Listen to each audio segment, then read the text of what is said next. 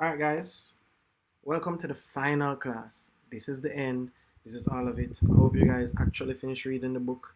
I noticed some of you guys didn't do the last quiz. Please do it before the end of the day. We're going to have one more quiz up there that will be the final quiz.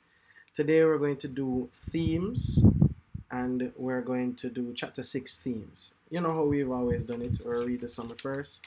So let me just find the summary. Alright. George meets up with Lenny at the clearing, where he had instructed Lenny to go in the event of any trouble. Lenny is panicking, and George attempts to calm him down by telling him once again about their ranch. George distracts Lenny's attention and shoots him in the back of the head with Carlson's Luger pistol, which he stole from the bunkhouse. So, this is the third class for this chapter. So we're already gone through the fact that George had to shoot Lenny, and we looked on the setting, we looked on the characters and what this meant for the characters, but now we have to look on themes. And one of the most obvious themes here is dreams and aspirations. Now, there are a few things that we have to look on first, which is a foreshadowing. The foreshadowing of killing Lenny is similar to the foreshadowing of killing, well, not foreshadowing. The foreshadowing to killing Lenny happens when they kill Candy's dog. It's the same type of method that is used to kill Candy's dog that was used to kill Lenny.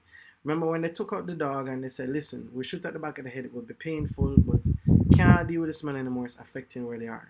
Lenny, even though he's useful, his strength and his mental disability is affecting the farm and they have to get rid of him. They have to do something about him, right?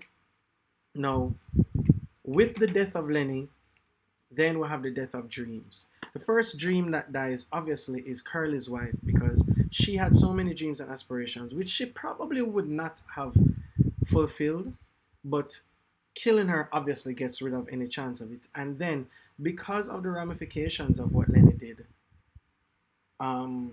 George, Candy, and Crooks won't be able to get that ranch anytime soon. He speaks to Candy as if they might, but we all know it's not happening, right? Mostly because we know that Lenny was going to be the actual muscle on that farm, right? He was going to do a lot of the heavy lifting that Crooks nor Candy can do. So in order for them to really buy that house or that ranch, they'd have to get another strong person. And to be honest, I don't see any of those guys actually joining them. Another thing is Lenny's money that he would have gotten is very important because of the work he's doing. And with him dead, that's not going to happen either. Now, let's look on themes.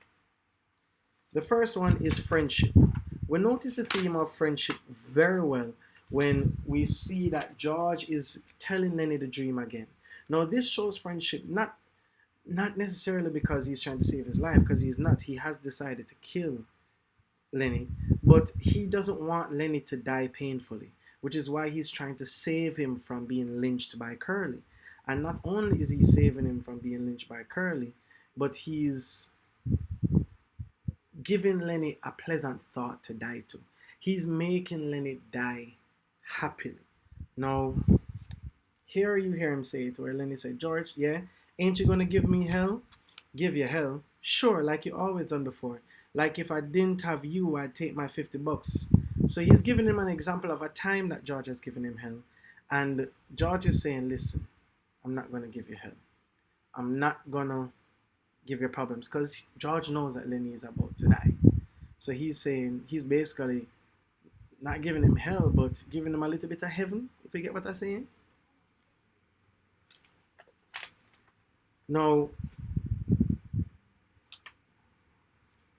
before we go to this next quote and themes, actually, I'm going to put in the clip and then we're going to talk about the clip and the quote at the same time. So I'm going to put the clip right here. Don't tell like you done before. Okay. Okay. You look over there. Okay, I'll tell you. So you can almost see it. Okay? Come on. Over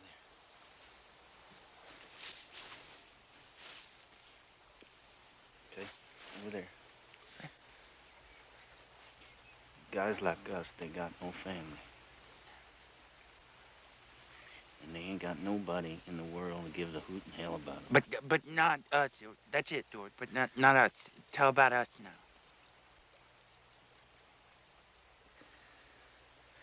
Not us. Because? Because I got you. And I got you, George. That's what that gives a hoot in hell about us. George, but tell now how it's gonna be. We're gonna get a little place. Good. Okay? Yeah, we're gonna get a little place, and we're gonna have a cow, some pigs. We're gonna have maybe a chicken. Down the flat, we'll have a little field. feed the alfalfa for the rabbits. The rabbits. And I get to tend the rabbits.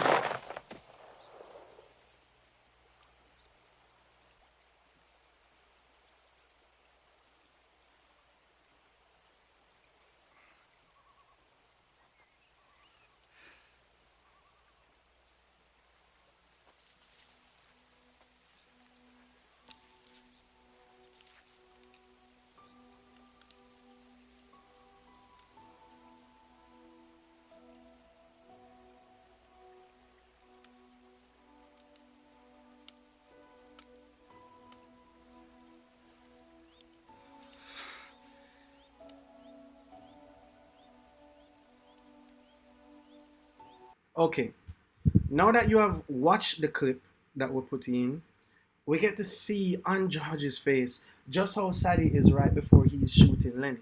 This decision has weighed a heavy burden on him, but it's one that he had to make. It's one that he has to go through with. Now, we notice in the quote, he goes, "Go on, Lenny." So he's telling Lenny to visualize, and he says, George raised the gun and his hand shook, and he dropped his hand to the ground again. "Go on," said Lenny. "How's it going to be? We're going to get a little place. We'll have a cow," said George, "and we'll have maybe a pig and chickens. And down the flat, we'll have a little pig for alfalfas." Now, the next quote that I want to bring up, where he says, Lenny begged, "Let's do it now. Let's get that place now. Sure, right now. We gotta." And George raised the gun and steadied it, and he brought the muzzle of it close to the back of Lenny's head. And the hand shook violently, but his face set and his hand steadied. He pulled the trigger. The crash of the shot rolled up the hills and rolled on again. Lenny jarred and then settled slowly forward to the sand, and he lay without quivering. And it's right there that we really know that this was a hard decision for George, because he has to kill him. And we can see that he doesn't want to, but that's the best way. And right when Lenny is having that visual of that dream, he then puts his lights out. So it's very metaphorical the way that it is written. And then right at the end, with the last quotation we're going to use, where, but Carlson was standing over George. "How'd you do it?" he asked. "I just done it," George said tiredly. "Did he have my gun?" "Yeah, he had your gun, but we know that George had the gun." "And you got it away from him, and you took it and you killed him?" "Yeah, that's how." George's voice was almost a whisper. He looked steadily at his right hand that held the gun. Slim twitched George's elbow. "Come on, George. Me and you go get a drink." Now, that's a very deep part to end this class on, or deep quote to end this class on, because this actually sums up the weight of this decision he had to make. The fact that these guys also knew how hard of a decision this one is for George. They know that George can't wrestle this gun away from Lenny. They know how strong Lenny is. So they know that this story that he's telling them about how he did it is kind of a lie. So what they're doing is they're connecting and knowing that George had to make this decision in order to avoid the torture. They also know that Lenny has a mental disability, so they believe that killing Curly's wife was an accident. None of them actually want to help Curly to torture Lenny. So they're probably glad that this is how it ended, right? And so ends the book. And the last quote of the book, the last image, right? Curly and Carson looked at them, and Carson said, "Now what the hell you suppose is eating them two guys?" And it's funny because it shows that George and Slim are now close. And then the quote is them two guys. So now George has formed a new bond with Slim. right? That may not replace Lenny, but it's a sign of a new beginning for George. And that's where the theme of friendship really shows in. Friendship in what he had to do to Lenny, at least to give him a good visual before he kills him. And then this new friendship from these guys that understand what he did, understand what he's going through, right? And that's why it's really of mice and men. Lenny being the timid yet strong mouse. And as we know, mice always get into things and mess things up. That's why people are always exterminating mice. And he literally had to exterminate Lenny. And now he's left with these men to start a new future. And it's obviously about men because Curly's wife is now dead and she was the only woman in this whole story. So that's really what is happening. And it's a really deep story that teaches a lot about race, classism, dreams and aspirations, and how the Great Depression really affected that and how poverty can affect these dreams. So, hope you guys enjoyed the book. Hope you've been enjoying the classes. I will give you one more quiz before the end of the day. And just remember one more thing, Liverpool is number one.